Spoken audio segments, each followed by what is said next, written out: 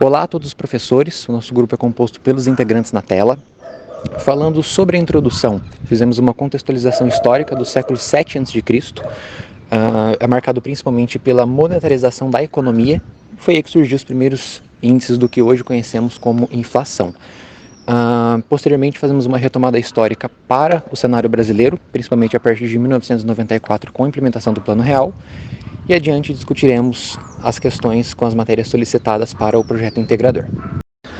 No que se refere à contabilidade das contas nacionais, fizemos uma recapitulação de tudo que foi abordado pelo docente em sala de aula, passando inicialmente pelo impacto da inflação na distribuição de renda e como isso afeta os mais pobres.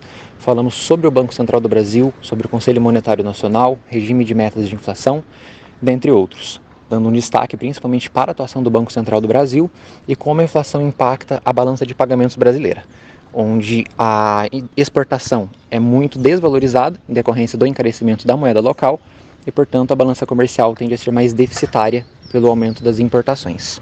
Sobre a inflação na questão cambial, primeiramente nós conceitualizamos o que seria a política cambial e o mercado, ou seja, as instituições financeiras que são aprovadas pelo Banco Central com o intuito de trabalhar no funcionamento de compra e venda de câmbio.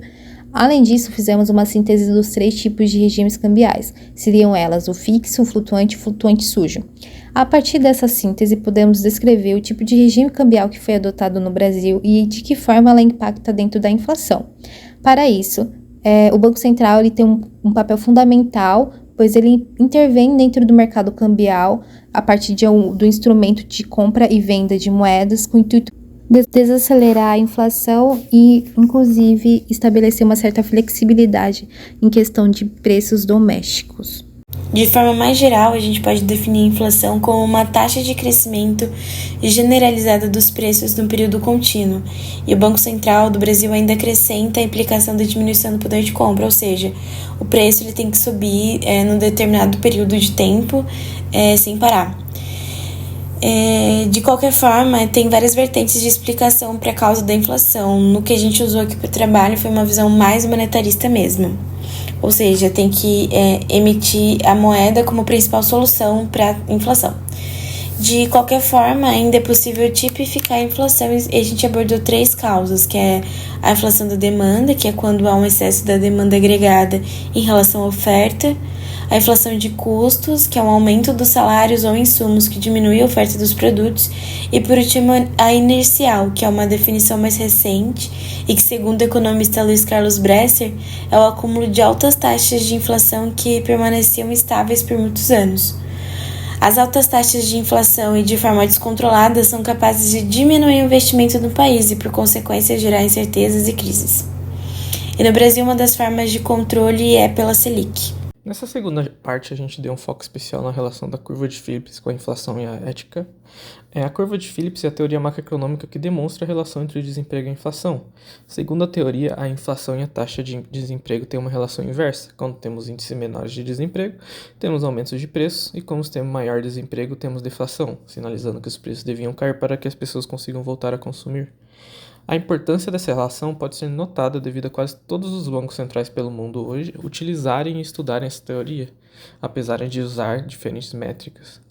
E quando a gente vai ao âmbito da ética e estudamos sobre a curva de Phillips, podemos notar os desafios morais que decisões sobre as expectativas de inflação e desemprego podem ser controversos e desafiadores para um país. Devido a essa relação inversa, formuladores de políticas econômicas têm o desafio de gerir essas 2 vertentes de forma que a taxa de desemprego e a inflação não sejam prejudiciais à sociedade. Com isso, a gente pode destacar a necessidade da ética por parte dos economistas, visto que tais decisões podem impactar positivamente e negativamente diferentes camadas da sociedade e que devem buscar um equilíbrio para o melhor bem-estar social. Referente a direito para negócios, demos uma ênfase na Lei 179, aprovada em 2021, referente à autonomia do Banco Central. Acreditamos ser uma parte importante, uma vez que o Banco Central deixou de ser um instrumento político e passou a ser realmente uma autoridade monetária. Isso impacta diretamente os índices de inflação, uma vez que o Banco Central é responsável, como também mostrado na parte de direito para negócios, pela definição da taxa de juros, dando assim uma importância muito grande ao Banco Central do Brasil, e tendo uma relação direta com o direito, uma vez que o Banco Central do Brasil hoje só tem autonomia devido à aprovação da lei. Também citamos muitos fatores da Constituição que mostram que sim, o país tem a obrigação e o dever constitucional de conseguimos ter baixos índices de inflação, uma vez que uma alta inflação impacta também nos direitos e deveres sociais. Para a parte da contabilidade introdutória, foi escolhida uma companhia listada na B3, para estudo dos dados das demonstrações contábeis. A empresa escolhida foi a Raia Drogasil, para a construção de um relatório executivo que tem como base os dados de 2020 para uma análise da inflação interna nos anos 2021 e 2022 da Raia Drogasil. Os componentes contábeis analisados foram a receita bruta de venda, os tributos sobre as vendas, os custos dos produtos e as despesas operacionais.